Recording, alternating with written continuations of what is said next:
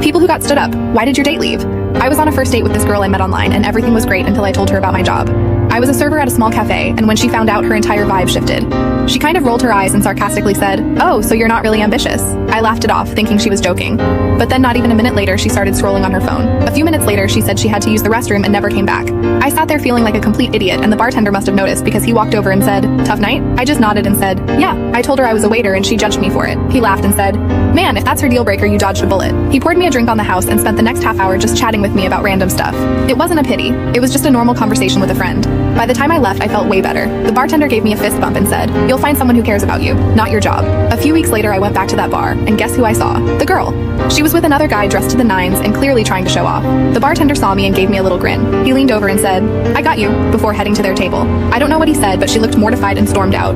Her date just sat there, totally confused. The bartender came back and winked at me. People who got stood up. Why did your date leave? I was on a first date with this girl I